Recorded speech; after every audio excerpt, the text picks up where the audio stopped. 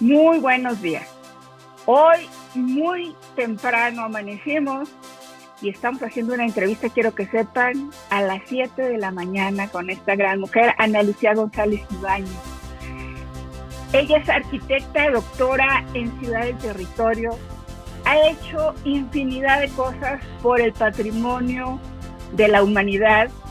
Ahora la acaban de nombrar vicepresidenta del Comité Internacional de Patrimonio Inmaterial del ICOMOS. Este organismo es desde la reconstrucción de Europa, se ha dedicado a reconstruir tanto en la parte de desastres militares como de desastres naturales. Nuestra querida Ana Lucía, hoy me enorgullece muchísimo tenerla, de verdad que no saben cuánto. Es una persona que es casi de mi edad, porque es más joven que yo, y es una persona que ha hecho maravillas. Entonces, vamos a escucharla. Ana Lucía, doctora Ana Lucía, por favor, pues preséntate y platícanos un poco cuál ha sido tu trayectoria, si puedes, desde la universidad. Nosotros, a los jóvenes, a las mujeres jóvenes les encanta escuchar esas anécdotas. Ay, Por pues favor, Ana. no, muchísimas gracias, Sofía, por este espacio, por esta oportunidad, por tus palabras. Te agradezco muchísimo. Ha sido, pues sí, una trayectoria y ahora, como dice una amiga mía, lo que no es trabajo y que uno lo ve pues como un disfrute es una misión de vida y yo creo que me tocó y qué maravilla, la verdad. Pues sí, soy arquitecta por la Universidad de Guadalajara, de donde soy originaria. Soy de Guadalajara, muy orgullosa universitaria, la verdad, y estudié en lo que era la Facultad de Arquitectura en aquel momento y ahora, y bueno, desde el 94 la universidad se conformó en centros universitarios y ahora es el Centro de Arte, Arquitectura y Diseño, donde además también colaboré muchísimo gracias a la invitación de mis profesores. Estuve como profesora, pero también estuve en la Secretaría de la Dirección de Artes y Diseño con el arquitecto y doctor Vicente Pérez Carabias, mi gran maestro, quien desafortunadamente también nos dejó hace un rato. Pero todo su legado ha sido extraordinario y su legado es en nosotros, ¿no? Porque es así, o sea, el tema es más que acumular todos estos títulos o estas experiencias, es cómo impactas la vida de los otros, ¿no? Y yo creo que eso es una misión muy grande que se tiene por parte de los maestros cuando estás enseñando, pero también en tu vida profesional, con las comunidades, que eso es lo que nos toca a nosotros los arquitectos, ¿no? Entonces, bueno, les decía, estuve en la Facultad de Arquitectura y fue extraordinaria ese camino. Primero que lo sufrí muchísimo porque yo decía, ay, ¿cómo nos tenemos que desbalar sin fiesta? ¿Cómo que dibujando en lugar de fiesta? Pero bueno, o sea, realmente es una pasión, cuando lo tomas tan en serio, ¿no? Y en más o menos como en sexto semestre decidí que quería trabajar, estábamos entrando a séptimo semestre y nuestro plan de estudio era genial porque tenía varias salidas técnicas, entre comillas, por si no terminabas la carrera. Pero esas salidas también te servían un poco como tu formación para lo que seguía. Y estaban diseño, edificación, urbanismo y teorías y humanidades. y entonces yo decía, qué difícil, pero a mí siempre me había gustado muchísimo leer y me encantaba todo el tema del pensamiento y cómo y de dónde viene y por qué tenemos que hacer así y no asá. Y la historia de la arquitectura era fascinante, teníamos maestros extraordinarios, ¿no? También que ya se fueron, que ya nos dejaron. Entre otros, bueno, ay, ahorita se me fue el nombre del arquitecto Héctor Zapata Ah, Gálvez, que era extraordinario para historia de la arquitectura, nos dejaba dibujos en los exámenes en lugar de preguntas, ¿no? Pues sí, nosotros teníamos que dibujar y no escribir, ¿no? Era así es. era maravilloso también, y también Vicente así, él nos decía que le teníamos que decir Vicente y no señor director. Entonces era maravilloso porque él decía, sí, o sea, los arquitectos no tenemos lenguaje escrito, tenemos lenguaje gráfico. Entonces nos comunicamos a través de eso y eso a mí se me quedó mucho y así lo hice también con mis estudiantes después. Ustedes no me van a escribir un ensayo, aunque después se necesita para la tesis, pero van a dibujarme plantas, alzados, cortes en los exámenes, ¿no? Entonces era maravilloso. Qué Y bueno, maravilla. y la verdad es toda una formación, ¿no? Es Sí, abordar desde otro lugar, la arquitectura porque la interiorizas en la medida que estás dibujando, ¿no? Entonces, bueno, el tema es que en séptimo semestre yo tomo teorías y humanidades y ahí digamos, la salida era restauración. Entonces, de conservación y restauración, y nos tocó un maestro divino también, un maestrazo que a él le debo haberme ido a restauración. En este momento se me va el nombre, acababa de llegar de Dinamarca, había sido de los jóvenes oh, arquitectos también que había salido para allá, me voy a acordar ahorita de su nombre, maestrazo también. Tuvimos mucha fortuna de tener y apreciar que teníamos unos maestros extraordinarios, a veces no nos damos cuenta, ¿no? claro. Y entonces, pues inmediatamente, o sea, había que dibujar los detalles de los templos, las plantas, etcétera. Un ejercicio que hice padrísimo, David Zárate Weber, mi maestro. Ah, yeah, David sí, cómo Zárate, no. muy buen restaurador también, arquitecto restaurador, profesor en la universidad aún. Y entonces el primer encargo fue Santa María de Gracia. Hice un trabajo Oh, muy bonito, sí, para dibujando todo el levantamiento, nos enseñaron muchas cosas y decido entrar a gobierno del estado, tocarle la puerta a obras públicas en el área de restauración y me aceptan como dibujante. Entonces ahí estuve con muchísima fortuna de poder dibujar Palacio Legislativo, Palacio de Justicia, qué maravilla. el Teatro Degollado, que bueno, pues era Sí, nuestra una joyita, joya. ¿no? Sí, y Palacio de Gobierno también. Y posteriormente, cuando se estaba haciendo en el 82, se estaba haciendo unos trabajos para restaurar el Hospicio Cabañas, pues también me toca hacer detalles, ¿no? Wow. Entonces, imagínate con esa riqueza, o sea, de la práctica en dibujar, cómo no me iba a enamorar, ¿no? Cómo no me iba a enamorar del- Así es. de la arquitectura, del comportamiento de los materiales, ¿no?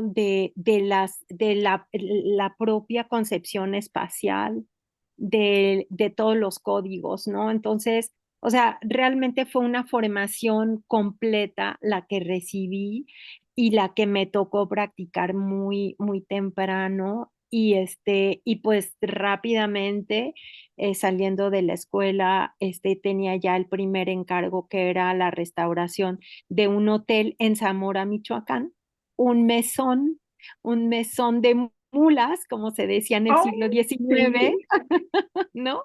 Y qué era un hermoso. hotelito que estaba a una cuadra de la plaza en Zamora y ese hotelito era de unos tíos míos. Entonces, pues me dijeron, ándale, ven y haz esto y hazme el proyecto. Y bueno, estuve con el arquitecto Guillermo Castellanos en su despacho ahí en Zamora, también de Guadalajara y también de la universidad. Gran arquitecto que está ahorita, sí, él es pintor y escultor y hace mil cosas también. Guillermo también fue un gran maestro para mí. Y entonces, ¿qué te digo? Con esa cuna de plumas de ganso, ¿cómo no tenía la obligación de hacer cosas, no? Muy inquieta, afortunadamente digo que la inquietud, la curiosidad, pues no mató al gato, te lleva a hacer muchas cosas, ¿no? Ya va a ser leona. Sí, sí, además, ¿no? Y entonces, bueno, me vengo a México, ya, bueno, me invita otro de mis profesores, el doctor Daniel González Romero. Esto te estoy hablando como del 80 y, ¿qué sería? 85, 86 más o menos, 86, 87. Después del proyecto de Zamora, me invita a la universidad, se abre era un área en la Comisión de Edificios Universitarios. Y entonces en esa comisión me encarga el proyecto histórico arquitectónico de lo que fuera el edificio de la primera universidad. En aquel momento era la oficina de telégrafos en la Plaza de las Sombrillas, ahí en Guadalajara. Y entonces, bueno, Hermoso. fue un proyecto hermosísimo, ¿no? Que después toma el arquitecto Gonzalo Villa Chávez la restauración y de ahí me manda Daniel con mucho apoyo, me dice, te tienes que ir fuera y me da todo el apoyo para una beca en Bélgica. Me voy a Bélgica, fue una beca extraordinaria. Fue esta cosa se llamaba Habitat y Desarrollo y era la agencia de la cooperación belga, ¿no? Entonces fue una beca extraordinaria, fuimos 15 en esa sesión, en esa temporada, y éramos De diferentes universidades. de Qué nombre, de maravilla. diferentes del mundo además. O sea, Wow. sí, eran Los básicamente mejores del mundo, sí, de la y generación. además, fíjate, como era el hábitat y desarrollo, entonces estaba muy enfocada a los países del tercer mundo, como le decían antes, ¿no? Y Sí, sí. entonces estaban colegas, eran 15 africanos, bueno, 15 africanos, Magreb y África, ¿no? Y 5 latinoamericanos. Entonces era maravilloso, unos profesores también extraordinarios. Y ahí presenté lo que era mi tesis. Mi tesis tuve la influencia gigantesca y además fíjate que me quedó muy grabado siempre lo que el doctor Salvador Díaz Berrio, que fue mi maestro de la maestría de restauración, él la coordinaba acá en la ENCRIM, a mi adorada escuelita de restauración, le digo, escuelita, es una escuelota, ¿no? El doctor Díaz Berrio coordinaba la maestría en restauración, me salto, pero para decir lo que él decía, nosotros solamente somos gigantes porque estamos subidos en los hombros de los grandes, ¿no? Wow. ¿No? Entonces, eso es Hermoso. maravilloso porque es muy hermoso porque te sitúa en el tema de la humildad que los arquitectos luego se nos Así va, es. que no es cierto. Así es. Colegas del Señor, ¿no? Y Es entonces, verdad. o sea, eso se me quedó muy grabado porque realmente haces el honor a tus maestros cuando tú mismo vas hacia adelante, ¿no? Y haces cosas, Claro. porque ellos son los que te dieron todas las herramientas para que lo pudieras hacer. Entonces, aprovecho este espacio, Sofía, para de verdad honrar a todos esos maestros que me formaron. No, Claro muchas que sí. gracias porque fueron maravillosos, maravillosos. Entonces, bueno, pues me voy becada Margot C. que aún tengo relación y contacto con Marc, que era el creador de estos stages de formación que llamaban, cursos, era un posgrado realmente, ¿no? Sí, Y muy claro. apoyado. Hicimos casi todos los que estuvimos, hemos pasado por este stage. Hemos hecho cosas interesantes y ha sido muy padre, ¿no? Entonces, bueno, de ahí entró, bueno, trabajé, me fui a la maestría, a Bélgica, perdón, regreso, me voy a México porque me casé y entonces, pues bueno, así toca, ¿no? Así Y, es, así es. y entonces tengo la fortuna de ser invitada por otra colega, y esto es interesante decirlo, estaba en aquel momento, estoy hablando de los noventas, inicios, el éxodo de los guatemaltecos en México por los Es problemas verdad. de dictadura y todo. Y me toca junto con la encargada ahí en la Comunidad Europea, que era una alemana, von Sixfeld, Donata, ella genera ¿cómo se llama?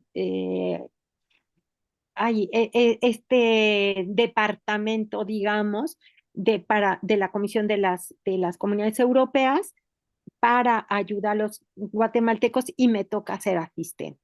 Entonces fue Ah, súper interesante porque sí, allí es donde sabes que siempre ha sido el tema para mí el patrimonio inmaterial, sin que se claro. fuera nombrado así porque en realidad es una nueva categoría, ¿no? Es una categoría Exactamente. que empieza a reconocerse y a ponerle un título desde el 2003, ¿no? Con esa convención que hace la UNESCO. Pero fíjate, o sea, hay cómo es que la gente, aún en el éxodo, aún en la migración, aún en el desplazamiento, trae consigo sus significaciones y las plasma en el territorio.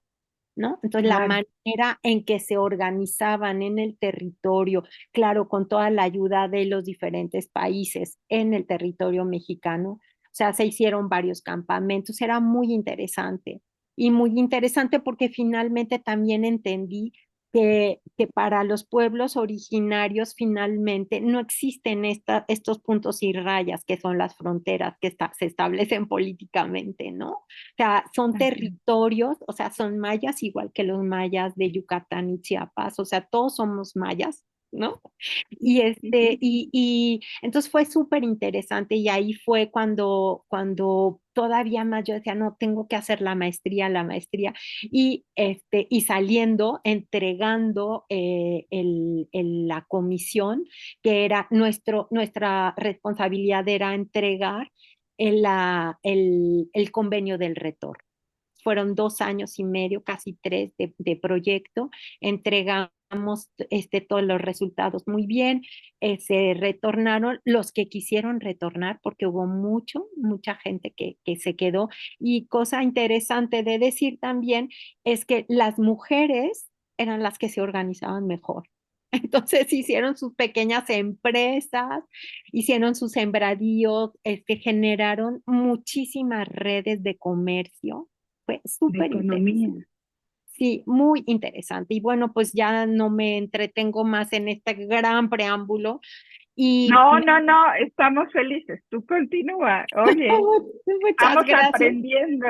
No, fíjate, es de verdad muy interesante. De ahí es que decido hacer la maestría. Estaba yo muy interesada. Hice un pedacito antes de entrar a la Comunidad Europea. Hice un cachito en la UNAM, en Teorías y Humanidades, en la maestría de Teorías de la Arquitectura.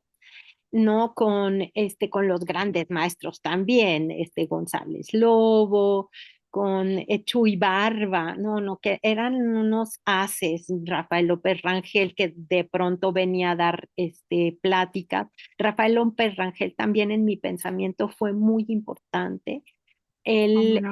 él me dio a leer, la primera fue Daniel González Romero de Guadalajara, y yo decía, bueno, qué bárbaro, este arquitecto, todo lo que piensa, o sea, me encantaba, ¿no? Y no terminé teoría porque justamente me invitan a la Comunidad Europea. Entonces dejo la UNAM, me voy a la Comunidad Europea a hacer este tema y entonces terminando la comunidad me voy, y dije, ¿cómo hago para encontrar una maestría donde la conservación y la restauración del patrimonio tenga su dimensión urbana?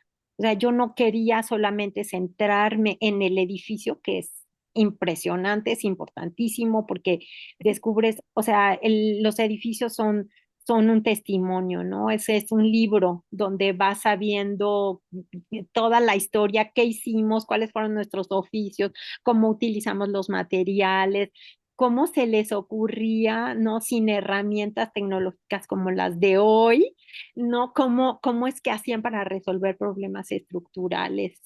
No, o sea, una cosa extraordinaria. Y justamente mi tesis de la licenciatura, que había sido en la meseta Tarasca, en un pueblito que se llama San Lorenzo, camino a Angahuan, un pueblito purépecha maravilloso, hago paréntesis porque es importante. Ahí yo iba a estudiar junto con mis compañeras que en ese momento no terminaron porque también cada quien se fue por su rumbo y se casaron unas y todo, y yo me quedé solamente con la vivienda. Había que, o sea, el tema era la vivienda y sus propuestas alternativas en una comunidad de migrantes purépecha que no hablaba español y que tenían aún estas casas que le llamamos nosotros comúnmente trojes, las trojes en femenino, perdón, las trojes en femenino, y no son las trojes, son el troje en masculino, porque la disposición de estas estructuras es la cocina, el troje y el solar donde siembran, y el espacio que está, que le llaman ellos patio, que está entre la cocina y el troje, forman una unidad cosmogónica en el territorio. Claro, por ¿Sabes? Eso supuesto. fue extraordinario saberlo de boca de ellos, porque me quedé 3 años a vivir ahí en la comunidad. ¡Qué Y quien hermoso! dirigió no, era bárbara, era bárbara. Y mi profesor, fue el arquitecto Horst Hartung, primer mayista del mundo en aquel momento, un alemán precioso que fue parte de los fundadores de la Escuela de Arquitectura de la universidad.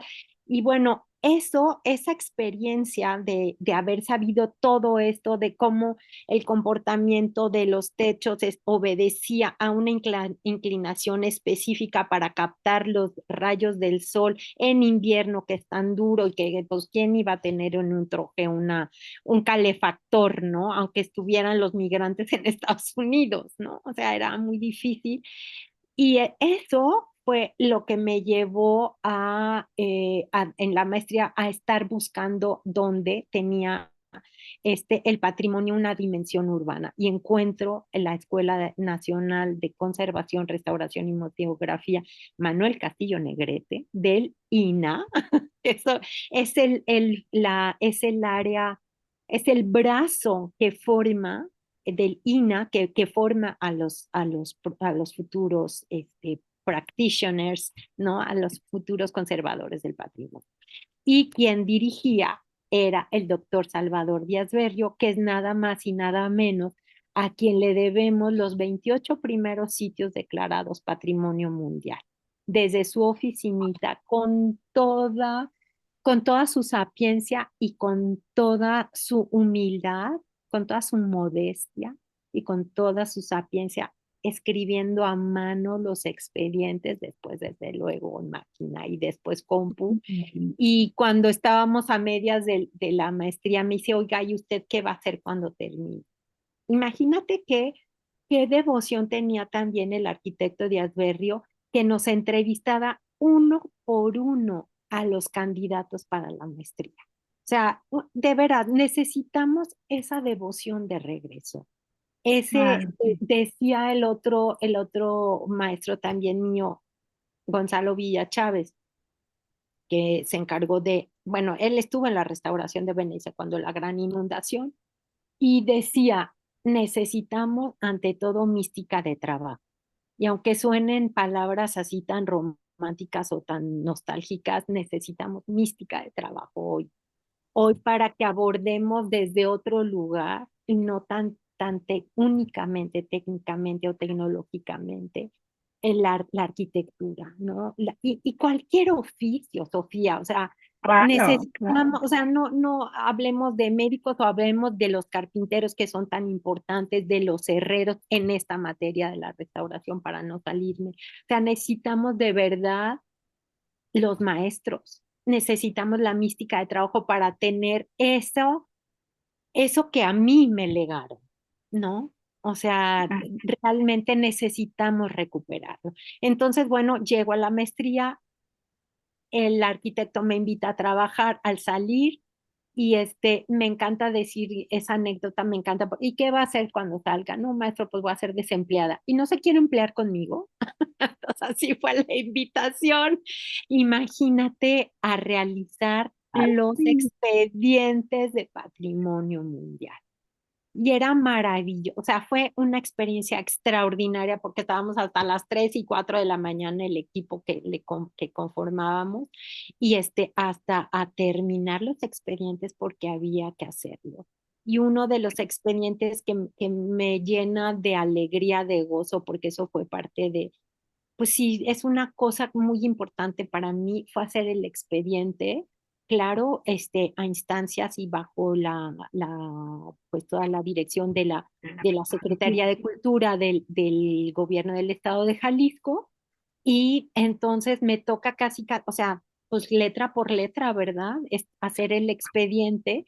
¿Por qué? Pues porque había que entregarlo y lo ganamos en el 97. Entonces fue extraordinario Sí. haber hecho, entre otros, me tocó Querétaro, también con el arquitecto Díaz Berrio, o sea, Querétaro, mal, y sí, empezamos a hacer lo de Bahía del Vizcaíno, pero eso, como tenía mucho que ver con lo natural, lo llevaba el gobierno federal en el área de Semarnat en aquel momento, creo.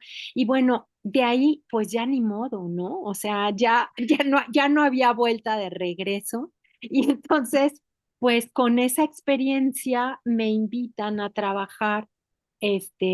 Bueno, estuve en la dirección de patrimonio allá en Guadalajara con el tema en catálogos, me tocó reorganizar, me tocó colaborar también en un libro sobre los criterios de intervención para los edificios con valor patrimonial. Me tocó establecer el comité de dictaminación de centro histórico y barrios tradicionales, participar en la primera ley de patrimonio del gobierno del estado de Jalisco. Entonces, también eso fue extraordinario porque era abarcar todas las áreas, ¿sabes? O sea, no solamente vamos a hablar de las cosas bonitas y de lo que se resta, cómo legislas para que aquello se vuelva una obligación. El Claro. cuidar, preservar, difundir, ¿no? Todo lo que significa nuestro patrimonio. Y eso fue maravilloso, participar en esa área. También con aquel abogado que entre los dos está, o sea, yo le daba las cuestiones técnicas y él las ponía en clave de legislación, ¿no?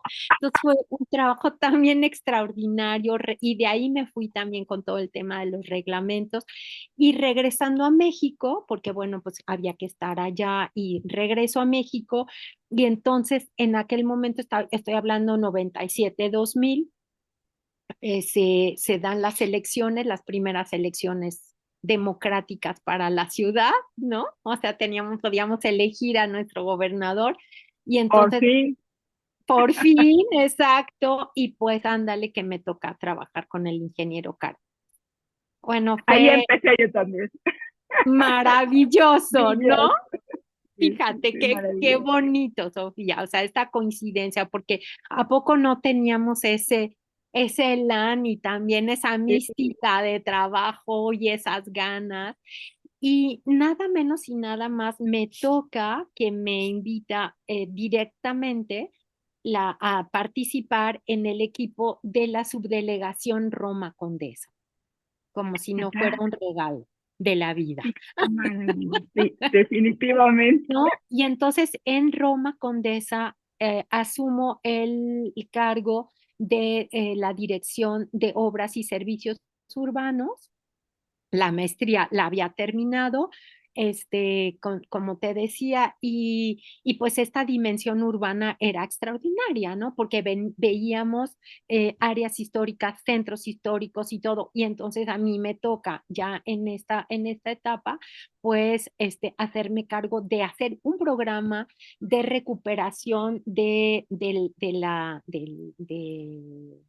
Pues, pues básicamente parques y jardines, que era el espacio público, ¿no? claro. Hicimos el primer plan parcial participativo, porque todo era así, o sea, todo teníamos que involucrar a la ciudadanía, a los vecinos, fue increíble.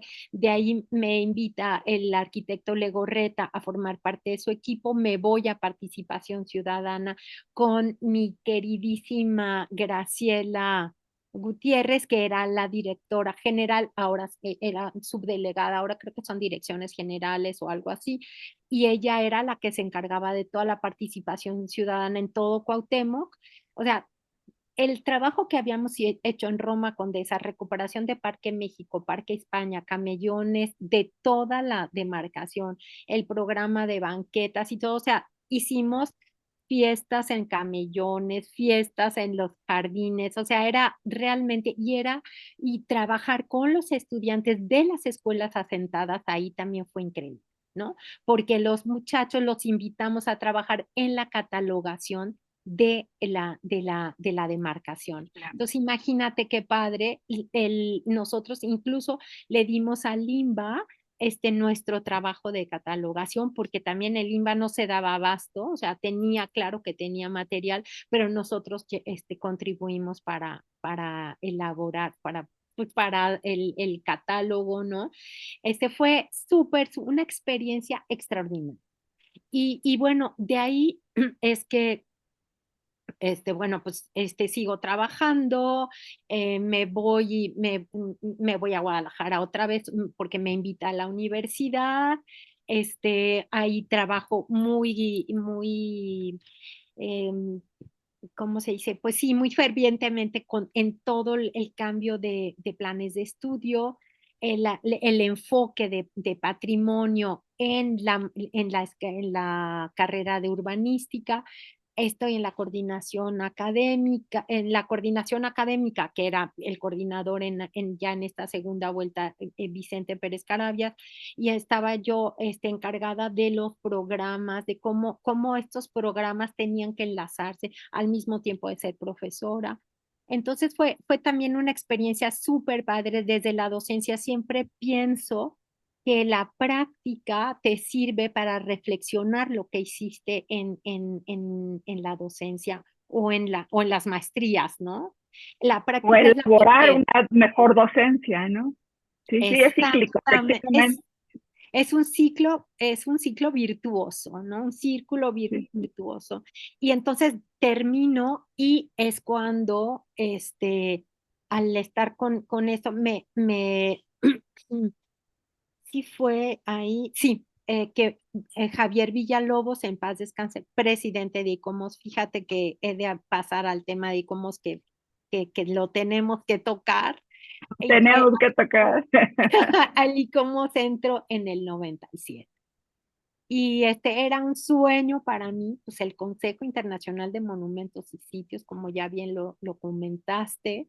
El ICOMOS, pues es el organismo A de la UNESCO que se encarga de aconsejar a la UNESCO para la validación de los sitios patrimonio mundial, ¿no? Entonces, pues para mí era todo. Y además, ¿por qué? Porque la estructura del ICOMOS, las sustancias son los comités científicos. Está estructurado a través de comités científicos y comités nacionales, desde luego. Está en prácticamente todo el mundo. Y en México tenemos la gran fortuna de que tenemos no solamente el ICOMOS nacional, pero tenemos como en los estados. Entonces, imagínate el trabajo que llega a ser en territorio, con las comunidades.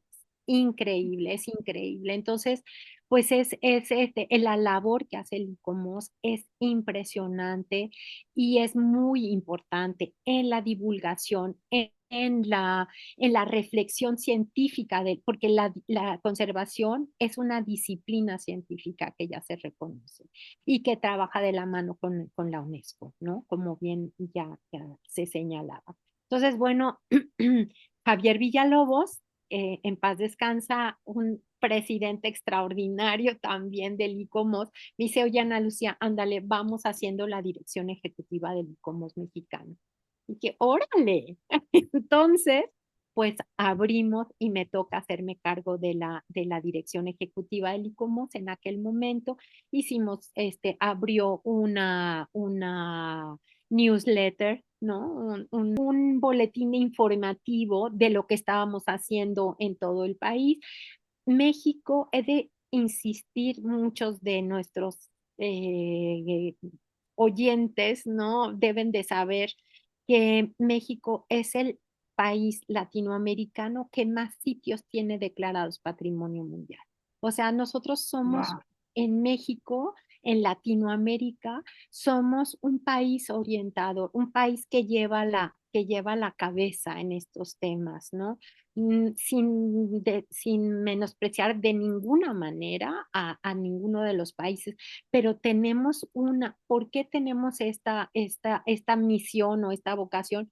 Pues porque en el 72, con la promulgación de la ley de conservación del De patrimonio, patrimonio. por decirlo así, del INA, se forma la escuela también de restauración, la ENCRIM.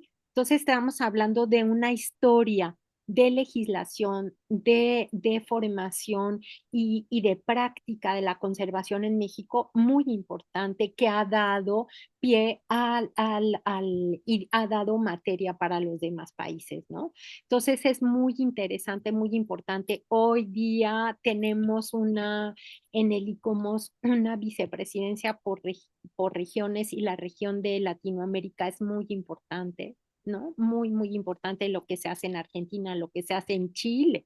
Es importantísimo lo que se hace en Colombia, en Perú, en Costa Rica, en Guatemala. O sea, cualquiera de los países que yo te nombré desde el ICOMOS es impresionante el trabajo, ¿no? Entonces, bueno, ahí desde la dirección desde la dirección ejecutiva con Javier, eso fue en el 2003, más o menos. Con Javier hicimos muchas cosas, entre otras, bueno, abrir este centro de documentación que hoy lo rescata y lo tiene a tope y como tacita de té, Olga Uribe, también expresidenta del ICOMOS. Y me toca trabajar en misión para Xochimilco Patrimonio Mundial que estaba en riesgo en aquel momento. Entonces, bueno, viene la UNESCO, dice, vamos a ver qué podemos hacer. Hicimos un programa que hay que seguir, o sea, no es solamente hacer los programas y ya, los tenemos que ejecutar, ¿no? Tú bien lo sabes. Entonces, bueno, desde ahí fue súper interesante, súper padre estar en en estos escenarios donde puedes ayudar a divulgar la importancia que tiene el patrimonio cultural en nuestras vidas, simple y llanamente porque somos nosotros los que lo hacen, ¿no? O sea, no es una entelequia ya, no, somos Sí, no nosotros estamos los en que la hacemos luna, somos, los que es lo nuestra historia. es nuestra historia, exactamente. Y bueno, un poco para ir redondeando y darte chance de que me No, preguntes. no, no, no, no, no. Si hay chance, te pregunto dos preguntas, pero tú estás diciendo ya todo lo que necesitamos saber. Así que Muchas, continúa, continúa, continúa. muchas gracias. Y mira, esta incursión ya en la estructura del ICOMOS, pues ya fue súper interesante, ¿no? Porque permitía también poner sobre la mesa todas estas visiones que desde también, desde Latinoamérica, desde el sur, ¿no? Podemos decir y aportar. Hemos de decir una cosa muy importante, ¿qué rige al ICOMOS? ¿Qué rige como principio de nacimiento, no? Esta famosa Carta de Venecia que estamos celebrando en este año los 60 años, que es el documento fundacional, digamos, Claro, para todos los que practicamos esta gran materia, que es la conservación del patrimonio, y que en el 64 se firma, y hay que decir que uno de los firmantes mexicano, el arquitecto Flores Magón, ¿no? wow, O sea, eso también fue, y que fuera director en arquitectura, que fue presidente en ICOMOS desde luego, que dio tanto junto con el arquitecto Bonfil, el arquitecto González Pozo, bueno, grandes maestros que efectivamente no están con nosotros, pero que ahí dejaron un súper legado, ¿no? Y es en estos 2000, que es cuando se da lo de Xochimilco, y lo traigo a colación todo esto, bueno, la Carta de Venecia y demás. La Carta de Venecia, nada más termino ese paréntesis, pues es ese documento que, que marca las pautas, no solamente de las definiciones de qué es monumento, qué es un sitio, etcétera, sino que también habla de los edificios modestos, y que da pie la propia carta a que se generen otras categorías que se han dado durante los 2000 en estos claro. 24 años, ¿no? Entre otras, el patrimonio inmaterial. Una de las categorías también muy importantes, muy importantes, son el paisaje cultural, el paisaje histórico urbano, que en aquel momento, cuando estaba yo en la dirección ejecutiva con Javier, me decía, nos acaba de llegar esta propuesta del paisaje histórico urbano, y quiero que le eches un ojo. Entonces imagínate, desde el nacimiento del concepto del paisaje histórico urbano me toca, y entonces ya después, bueno, se hace lo que se tiene que hacer. Uno de los participantes muy puntual y muy bueno es Alfredo Conti, que acaba de estar justo en Puebla para lo de la celebración de la Carta de Venecia. Nosotros hicimos también aquí en la ciudad, hemos hecho varias celebraciones. Y ahora nuestro presidente, que es Saúl Alcántar, Saúl es quien es un maese del paisaje cultural, ¿no? Y de los jardines históricos. Estas categorías son importantísimas, como la arquitectura de tierra, como la arquitectura de madera, o sea, todas estas categorías que salen de los comités científicos que ya te mencionaba, y que son desde la práctica, lo traen, lo conceptualizan, lo traen a la teoría, se permite la reflexión a través de las asambleas y tal, y pues permite compartir, ¿no? Con la gente. Entonces, Sí, sí. bueno, estos comités científicos, como te digo, realmente son la sustancia del ICOMOS, ¿no? O sea, es en lo que nos movemos. Es importantísimo también decir que a lo largo, es muy importante, a lo largo de estos años, ¿no? Del ICOMOS, de lo que ha hecho la UNESCO y todo, una de las cosas más importantes, que era lo que ya mencionaba, pero dicho de esta manera, las comunidades son el eje fundamental del patrimonio. Es desde ahí, o sea, es desde ahí que lo reconocemos.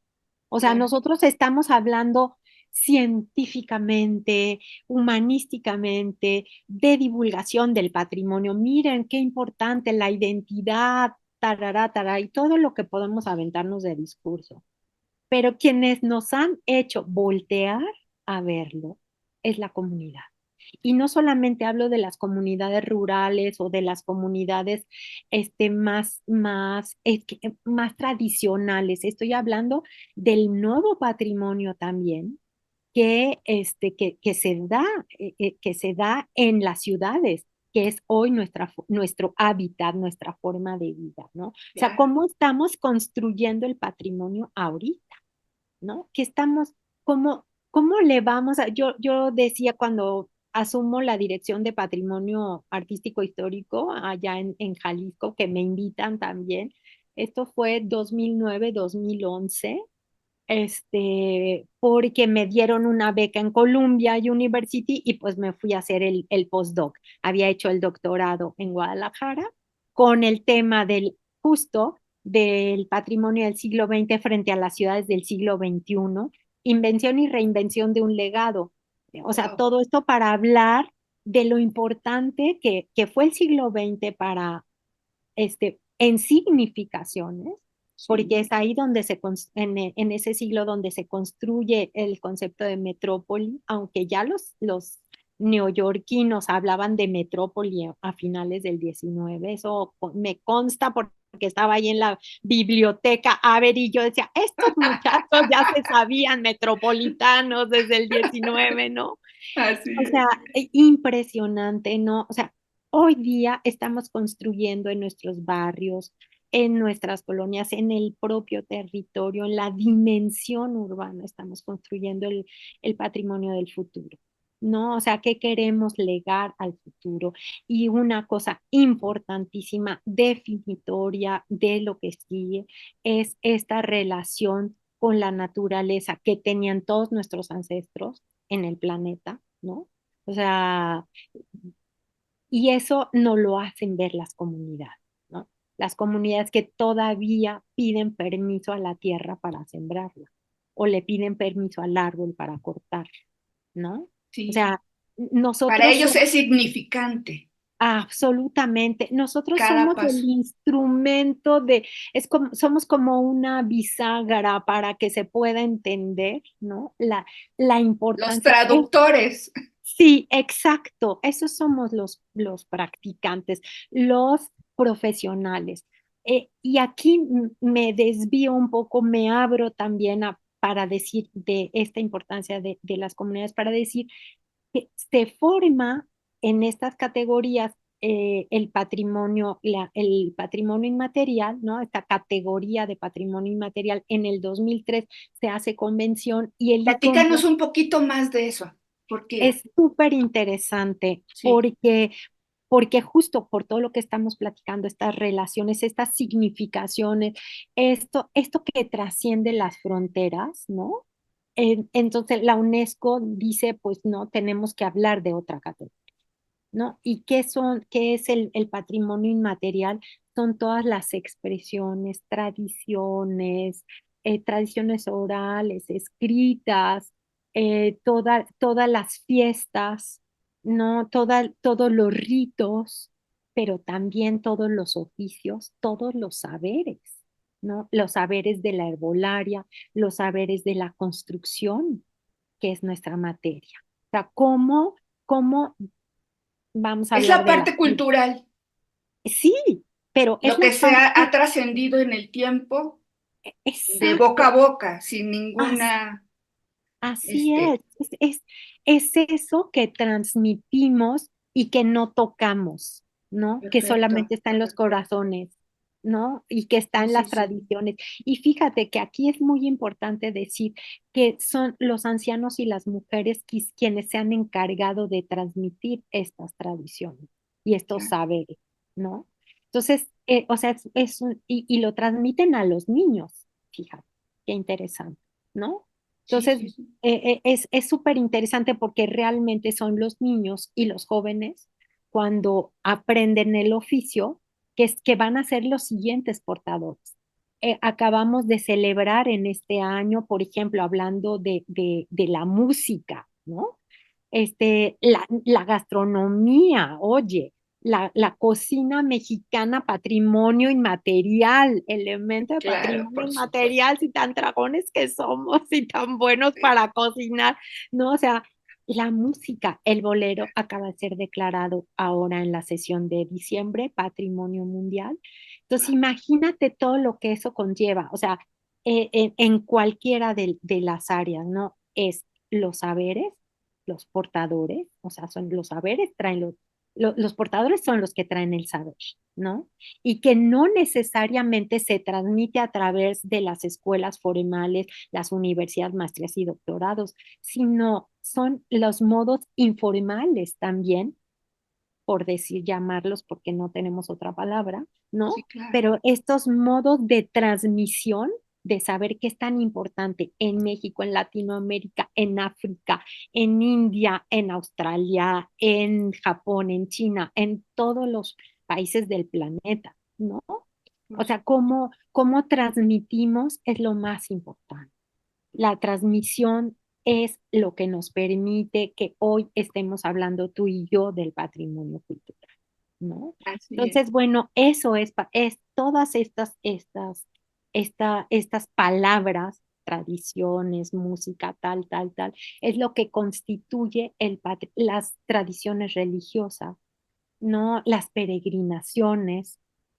Está declarado elemento en México, la procesión de Zapopan, ¿no? Por ejemplo, de la Virgen de Zapopan ha estado en vías la de la Virgen de Guadalupe, o sea, son millones de peregrinos que vienen cada año y todo el año, ¿no?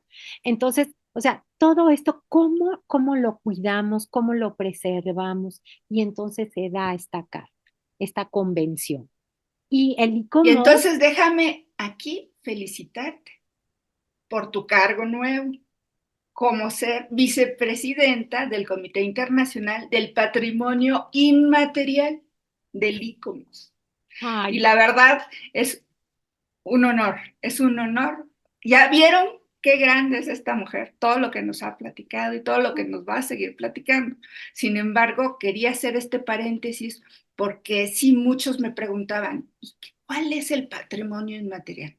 Por eso nos los va a explicar la experta y es algo bien como acabas de decir, ¿cómo conservamos? Y tienes entonces un paquetote, querida Anita, porque sí, México, la verdad es que sí tenemos muchas tradiciones. Y muchísimo. bueno, y el sincretismo con los españoles multiplicó estas tradiciones. Entonces, yo creo que, wow, no va a ser impresionante. Vas a empezar a tener un archivo completo.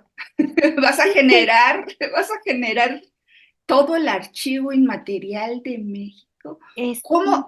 ¿Sí se ha generado? ¿Sí ha sí, sí, habido algún inicio? sí, sí, déjame que te platique que Sí, quien sí, se sí. encarga oficialmente del patrimonio inmaterial y hay un área específica es el INA. El Instituto Nacional de Antropología e Historia, pues es su materia, desde luego. Claro. O sea, hubo durante mucho tiempo mucha divergencia y mucho pleito, por decirlo así, entre los antropólogos, los etnólogos, los historiadores, porque decían, no, o sea, eso es nuestro, ¿no? Eso es materia nuestra. Luego ya ves que con nuestra mentalidad occidental positiva, ¿verdad? Sí, sí. Cartesianos, que nosotros es esto, y separamos, ¿verdad? No, estamos haciendo honor a ese conocimiento integral, holístico, como le quieras llamar, que justamente fue el fundamento de las civilizaciones ancestrales, ¿no? O sea, Mesoamérica no se concebía separada, edificio de naturaleza. Si solamente, nada más un ejemplo que lo tenemos aquí en el Valle, Teotihuacán, nada más y nada menos que también patrimonio mundial. Si tú te sientas en la pirámide de la luna y ves hacia el sur, y ves la pirámide del sol, y ves los cerros, Es ves verdad. cómo la pirámide del sol sigue el perfil de, De de los las cerros. montañas de atrás, Sí, es ¿no? verdad. O sea, no había ninguna separación, al contrario, era honrar a A la la naturaleza. naturaleza con lo que nosotros estábamos construyendo en aquel momento. Y o sea, desde la casa que se construía con los materiales que se tenían a mano, ¿no? Y que no entraban en conflicto para impactar la naturaleza, que es todo lo contrario de lo que hemos hecho hoy, ¿no? Sí, claro. es muy impactante. Entonces, esta visión integral que sale de la convención, el INAH, para regresar a la pregunta, el INAH forma la Oficina de Patrimonio Mundial, que es la que se encarga justamente de presentar como Estado parte signante de la Convención del 72, que no mencioné, pero es esta convención para hablar del patrimonio material, natural y sí, material y natural. Se hace desde UNESCO, México es signante, se hace como le corresponde al país esta oficina de patrimonio mundial en el INAH, y dentro de la oficina de patrimonio mundial está la oficina el área de patrimonio inmaterial. Y es muy importante, es súper importante, no, con los presupuestos poquitos que tenemos para cultura aún, aunque sea mucho, todavía no es suficiente, ¿no? No es suficiente para abarcar justamente esta, este gran espectro de registro y de inventario del patrimonio inmaterial, ¿no? Que son todas estas tradiciones. Y por eso el ICOMOS conforma también su Comité Científico de Patrimonio Inmaterial, que tengo el honor en el 2014 con la Carta de Coatepec, que habla de la indisolubilidad entre el patrimonio material e inmaterial. ¿Mm? Entonces formamos cinco colegas y yo el Comité Científico de Patrimonio Inmaterial en 2014.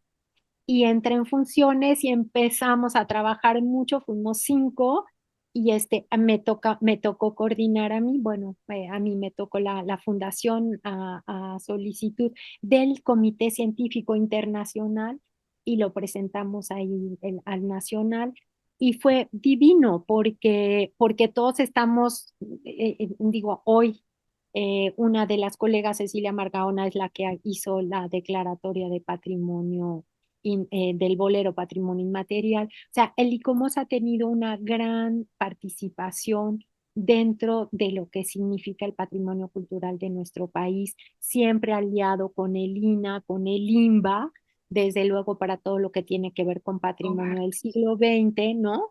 Y entonces, a medida del tiempo y del camino, pues empezamos a hacer más cosas.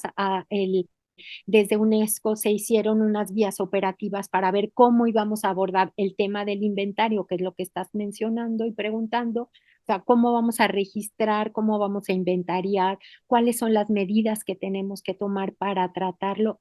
Y entonces se da la necesidad de hacer una carta sobre el patrimonio inmaterial para los profesionales. Y esa iniciativa se da en el Comité Científico Internacional de Inmaterial del ICOMOS en el 2003 también, y empieza a elaborarse la carta con muchas dificultades porque no nos terminábamos digamos, es ciencia de frontera, como dicen los científicos, porque son categorías nuevas a las cuales no estamos acostumbrados, ¿no? Estamos acostumbrados a 2 más 2 son 4, ¿no? Y en el inmaterial 2 más 2 pueden ser 20,000, Claro, ¿no? Por todo lo que se abre la significación, ¿no? claro. Entonces, fíjate que el año pasado, uno de los colegas que fue de los promotores y redactores de la Carta de Patrimonio Inmaterial, Andrew Hall, conforma un equipo. Ya habíamos estado trabajando sobre la redacción de la carta unos años antes, pero el año pasado él dice, nos vamos a conjuntar para terminar la redacción y poderla presentar a toda la comunidad y como en el mundo, ¿no? Y estuvimos en Alula, en Arabia Saudita, encerraditos, encerraditos, fuimos 8 de todas las partes de Australia, bueno, de Todos los Sudáfrica, continentes. de México, Chile, Canadá, Venezuela, ¿no? Y entonces estuvimos, Australia, muy importante, ha desempeñado un papel muy importante en la redacción de la carta. Y ahorita estamos justamente terminando esta consulta que se hizo a nivel global de parte del comité, de Advisory Committee que se llama en el ICOMOS Internacional, para que nos digan qué es lo que considera cada miembro, cada comité científico de lo que quiere decir el patrimonio inmaterial. Entonces, justo se da también el periodo de cambiar, quien fue nuestro presidente de Patrimonio Inmaterial Internacional, eh, ay, súper dedicado y muy comprometido, Munish Pandit, que él es de India. Él dio muchísimo empuje para la carta, para que estuviéramos todos los miembros del comité científico muy participativos, y pues se da el cambio de administración, digamos, o de coordinación, y pues nos invitan y se hace la elección. Ángel Cabeza a la cabeza del comité como presidente chileno, yo como mexicana en la son dos vicepresidencias, Wow. y la otra vicepresidenta es Toyin, su apellido es un poco difícil, ella es de Nigeria, y se conforma, pues fíjate nomás, un comité nuevo para el Comité Científico Internacional de Patrimonio Inmaterial, no casi, pues sí, casi con puras mujeres. El presidente, Ángel Cabeza, bueno, vicepresidenta Nigeria, vicepresidenta México, secretaria from India, y la tesorera que es de Beijing. Entonces, o sea, tenemos ahora sí que el panorama muy completo. Este Sí. comité científico está realmente abocado en, en, en hacer saber que las comunidades son lo más importante, son las expertas. Sin su permiso no podemos hacer nada. O sea, Claro. hay incluso temas de derechos de autor, que eso es muy occidental, ¿verdad? Porque entre las comunidades el conocimiento es de todos, o sea, Universal. no, es universal y es de todos, ¿no? O Sí, sea, sí, sí, sí, sí, ¿no? sí, claro. Pero bueno, hay, se están haciendo legislaciones muy importantes como las que acaban de ser en nuestro país para proteger los bordados de las diferentes comunidades, que ya ves que ahora hubo una gran controversia con no, Sara, ¿no? Carolina, No, con pues con Sara, Sara. por supuesto, con Sara, por supuesto, Con ¿no? las rosas estas ismeñas, ¿no? Exactamente. Que las Entonces, bueno, ponían. ¿por qué? Porque vivimos en este sistema económico, y este sistema económico lo que quiere es producir y ganar. Y Y quien entonces van a proteger ese tipo de, por ejemplo, absol- absolutamente, inmaterial. Es un patrimonio inmaterial. absolutamente, los bordados, porque son saberes. O sea, ahí es Claro. donde ves claramente la indisolubilidad entre el patrimonio material y el inmaterial. El inmaterial, Y pues entonces, todo el saber. cómo funciona, Anita? Mi ignorancia es mucha. ¿Cómo funciona? En el momento que viene un icono económico fuerte, retoma una imagen, no sé, la imagen de Tlaloc, la imagen de esta rosa ismeña, se lo lleva, lo multiplica y lo empieza a tener, pues, ingreso. Ese ingreso jamás va a llegar a las comunidades, pero no fue porque si está protegido va a llegar a las comunidades. Ese es el Ese sería el único, objetivo, ¿verdad? ese es el objetivo, Ese sería el, exactamente. ok, Que perfecto. ahorita, no sé hasta cuándo va a estar, pero recomiendo una gran exposición en el Palacio de Iturbide sobre los textiles oaxaqueños. Uno de los bordadores y que, bueno, gestor cultural oaxaqueño extraordinario, Remigio, reunió no sé no sé cuántas, porque ahorita se me va el número de bordadoras oaxaqueñas que hacen estos huipiles hermosísimos. Se bordan sobre lino, sobre seda, sobre Sí, algodón. Es de una maestría impresionante. inigualable. Sí, Como los bordados también de Ucrania o los bordados japoneses, o sea, o los bordados africanos, ¿sabes? O sea, esto es un saber impresionante y que quienes lo portan en este sistema económico injusto en el que vivimos, tienen que tener un beneficio, ¿no? O sea, eso no sería solamente, o genial, sea, fíjate, sería y fíjate, maravilloso. y fíjate qué interesante, por ejemplo, hace unos años que salió este Volkswagen todo Ah, con la aplicación de Shakira de los huicholes, ¿no? De los sí, sí, sí, huirráritas, sí, sí. perdón, ¿no? Sí, sí, güey. Entonces, bueno, Ya esta, te están llamando. que dice mi alarma que ya me tengo que apurar, sí. Y esto, ¿sabes para qué fue hecho este Volkswagen? Para recaudar dinero para la infraestructura de las comunidades. O sea, no hay una lógica mercantilista de acaparamiento, sino hay una lógica comunitaria de repartir los bienes que se generan. Muy bien. Y eso se hizo con el ICOMOS.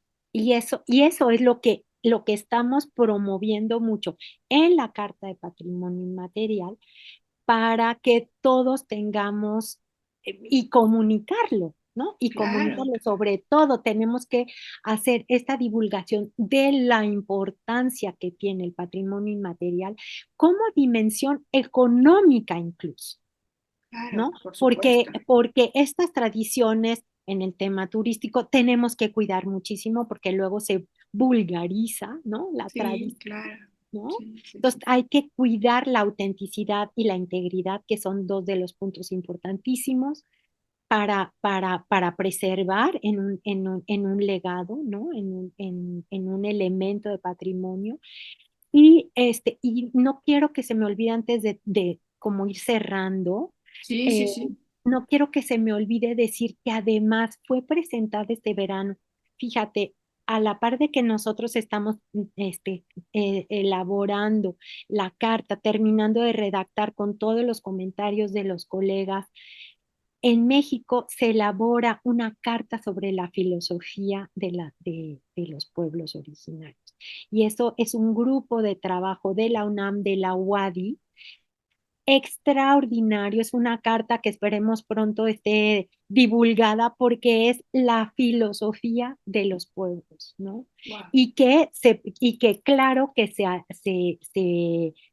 se mezcla o Claro. se está en sintonía con la Carta de Patrimonio Inmaterial, ¿no? Entonces, es algo, o sea, estamos trabajando todos. Desde una trinchera u otra, solamente hay que darlo a conocer y yo por eso te doy las gracias, Sofía, No, no, porque no. permites que este espacio me Y dé. está abierto para ti cuando quieras, cuando necesites. Y si nos puedes dar alguna liga donde puedan ellos empezar a conocer ¿Cómo más no? sobre estos temas que son tan importantes, ¿Cómo pues no? te lo agradecería y lo ponemos en la entrevista como Sí, parte fundamental. claro que sí, porque está tanto el Facebook de ICOMOS mexicano, que es ICOMOS MX, Muy ¿no? bien, muy bien. Y ahí pueden ver de lo que se trata todas las categorías de patrimonio, desde luego, y el trabajo que hacemos, tanto los comités estatales como los comités científicos. Y te voy a pasar también la liga del ICOMOS internacional. Están en los idiomas, en todos Sí, los en todos los idiomas, ¿no? idiomas. Estamos muy felices en nuestro nuevo Comité Científico No, Internacional hombre, porque, felicidades. porque el sur está Tenemos una mexicana, una gran muy mexicana. bonito, sí, sí, sí. Y Sí, está el sur, está Latinoamérica, está África, o sea, China e sí. India, y todos los que estamos haciendo realmente, o sea, el tema es que todas las voces se hagan. Muy zapatista el tema, muy Muy bien, muy zapatista bien. la declaración. pero es un mundo en donde todos cabemos, ¿no? Claro, por Entonces te supuesto. pasaré la liga también de la Claro. página del Comité Internacional, porque ahí viene todo lo que significa, ¿no? Y bueno, o sea, ¿con qué puedo terminar sino diciendo que este país nuestro en el que nacimos se cae de belleza, de todo este bagaje cultural que hemos hecho a través de los siglos, desde el Mesoamérica y o sea, los pueblos mesoamericanos originarios hasta después de la conquista y ese mestizaje del cual somos nosotros parte, ¿no? Y Así que es. y fíjate, el Sin tema. eso no habría México. Sin eso no habría México. Y el tema del mestizaje está presente en toda la historia de nuestro país. O sea, esta mezcla, este combinar, o sea, los chiles en nogada que ya nos toca comerlos esta temporada, ¿no? Ya. Este, la, la moda, la música, las tradiciones religiosas. Las Este país, joyas. las joyas también. Y de verdad, o sea, honremos a nuestro país, a nuestro planeta, a nuestra cultura a través del cuidado, la preservación y el conocimiento y desde luego la transmisión, ¿no? Qué Y hermosas palabras. Y qué lindo hablas, mujer. no, Eres, no, no. eres un ícono como mujer. Y me da mucho orgullo tenerte y te tienes que volver, porque yo creo que quedó mucha tela que cortar y podríamos hacer otra conversación igual de larga. Qué bárbaro, qué Sí, maravilla. qué Me barbaridad. encanta no poder hablar. A mí me encanta, me encanta. Nada, no te dejé en un segundo. Muy bien, para la otra me das 2 segundos y punto. Pues muchas gracias, en verdad fue un honor escucharte y va a seguir siéndolo. Y vamos a seguir tu trayectoria nuevamente, porque seguramente va a ser algo maravilloso.